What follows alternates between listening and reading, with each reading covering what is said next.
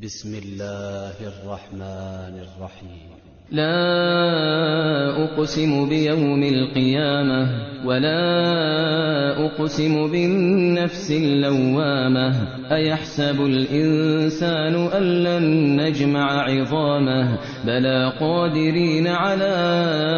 أن نسوي بنانه بل يريد الإنسان ليفجر أمامه يسأل أيان يوم القيامة فإذا برق البصر وخسف القمر وجمع الشمس والقمر يقول الإنسان يومئذ أين المفر كلا لا وزر إلى ربك يومئذ المستقر ينبأ الإنسان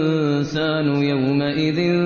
بما قدم وأخر بل الإنسان على نفسه بصيرة ولو ألقى معاذيره لا تحرك به لسانك لتعجل به إن علينا جمعه وقرآنه فإذا قرأناه فاتبع قرآنه ثم إن علينا بيانه كلا بل تحبون العاجلة وتذرون الآخرة وجوه يومئذ ناظرة إلى ربها ناظرة ووجوه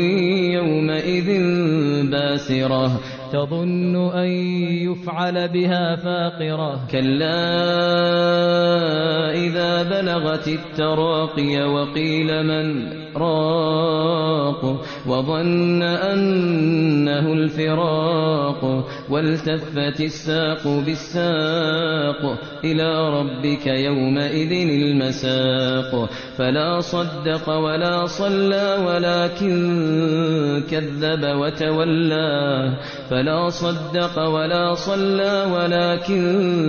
كذب وتولى ثم ذهب إلى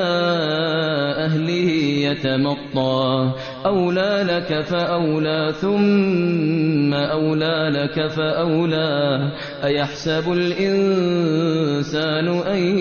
يترك سدى ألم يك نطفة من مني يمنى ثم كان علقة فخلق فسوى فجعل منه الزوجين الذكر والأنثى أليس ذلك بقادر على أن يحيي الموتى